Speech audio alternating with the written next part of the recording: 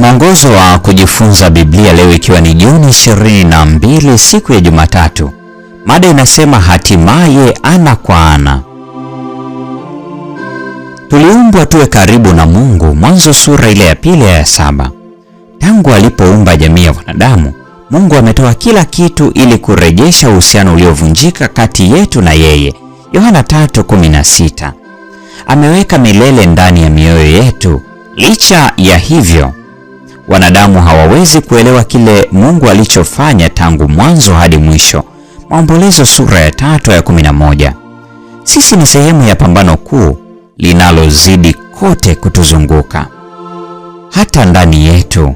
Hata hivyo, mara nyingi huwa hatutulii kiasi cha kutosha kutafakari gharama kubwa ya kile ambacho kimetolewa ili tupate kurejeshwa kwenye uhusiano ambao Mungu ameukusudia kwamba sisi tuwe nao pamoja naye. Mara nyingi sana tunajikuta tukiwa tumezingwa katika mapambano na majaribu yetu ya kidunia, tukisahau kwamba wenyeji wetu uko mbinguni.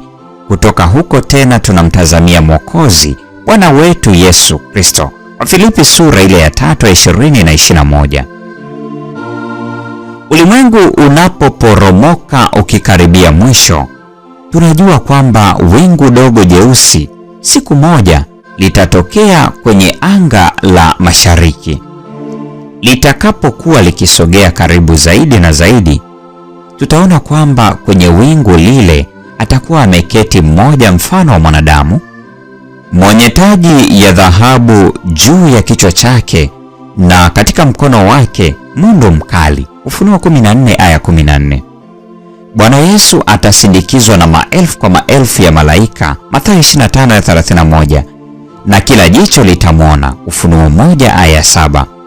Atakapokuwa akishuka, tutasikia kelele yake, mwito wa tarumbeta ya Mungu, na makaburi ya wale waliolala katika Kristo yatafunguka watakapokuwa wakiinuka kwanza. Wathesalonike wa kwanza sura ya 4 ya 16. Wataijua sauti yake atakayekuwa akiwaita. Yohana 5 ya 28. Ni jambo gani litakalotokea baada ya hapo? Soma Wathesalonike wa kwanza sura ile ya 4 ya 17. Hatimaye kile mtume Paulo anachokiandika kwenye Wafilipi 2 ya 10 na 11 kitakuwa ni mwangwi kwenye ulimwengu wote.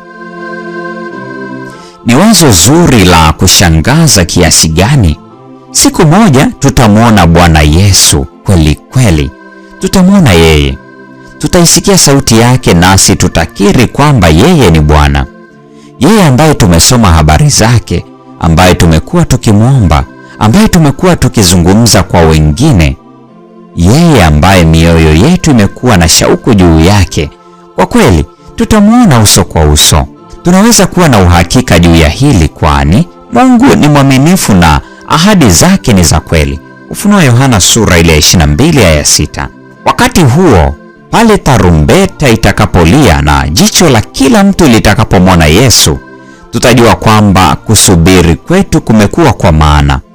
Kila ombi la uvumilivu, kila fursa ambayo tumeipa kipaumbele ya kuwa naye, kila muda ambao tumeutumia kunena kwa ujasiri kwa ajili yake, kila jaribu litahitimishwa kwa kuona uso wake.